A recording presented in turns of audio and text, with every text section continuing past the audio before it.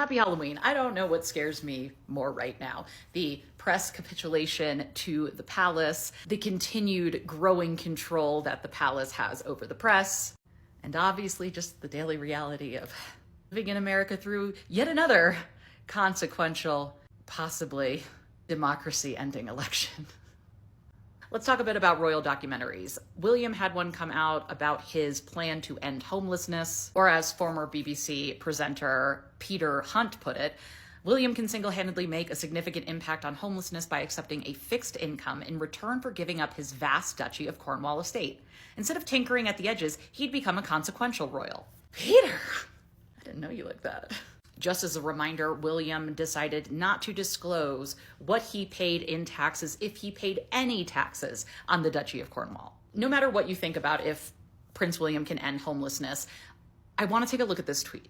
This is from the domestic royal rota captain. The royal rota is not a catch-all for every royal reporter. It is a designated set of individuals from approved outlets that are almost exclusively newspapers or tabloids with hard copy circulation in the UK. You can imagine that leaves a lot of voices out. And so they rotate who covers events for the royals so that there's not too many people there. There's not a space issue. And it's turned into a, God, I almost said something I really shouldn't. That rhymed with Urkelsmirk. Okay, sorry. So the domestic royal rota captain tweets, I've seen this documentary which shows why William is so motivated and what Homewards UK aims to achieve. Critics are right to ask challenging questions, but ultimately it's highly unlikely organizations would ever be working together like this without the prince's convening power.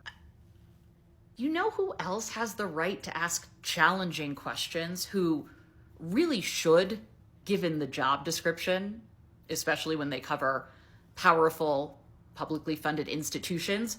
Journalists, people in the royal rota. There is no shame anymore in just openly admitting that you're PR for the royal family. I don't know, I think it's likely that these organizations would work together if they had the funds. It is wild to hear the same people who were aghast that Meghan Markle was trying to change the British royal family and what does she know about our ways and our customs, are also the same people that are like, yeah, it totally makes sense that somebody born entitled, born to be king, who has never, ever, ever wanted for anything financially, who has multiple homes and massive estates, a whole ass duchy, that yes, he should be the leading voice on this. It's preposterous. People have been doing this work for such a long time. Here's the thing, this kind of documentary is allowed, it's fine. But what about when critics are silenced, when documentaries are silenced? Take, for example, this documentary that has been delayed again from Channel 4 that is set to explore Prince Harry's explosive allegations against Queen Camilla. Recall, this is a woman, I don't care how you feel about her, but she has spent decades repairing her image. It was a very calculated, meticulous, long-term effort to get where we are today. My guess is that the palace is trying to get things edited out and changed behind the scenes. And we know this happens. Omid Scobie wrote about this in his book Endgame, when ITV chose to have dead air because the palace so badly wanted something edited out that Omid had said, that they decided dead air was preferable to making the royals mad, lest they strip ITV of its right to air things like Kate's Christmas Carol concert. I can't articulate how big of a deal dead air is and to willingly choose it. I know through my conversation with journalist Anna Pasternak that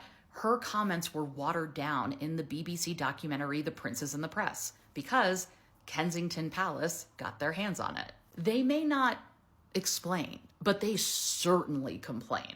And they don't just complain, they complain with some really real consequential threats, denying access being chief among them.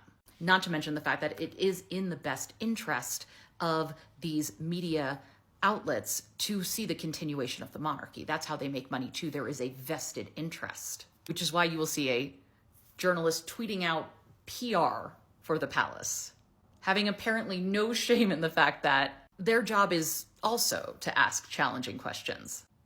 But when your chief concern is keeping the palace on your side, maintaining your position, and of course the bottom line, then the tenets of journalism are going to go out the window. And that's a disservice to the public.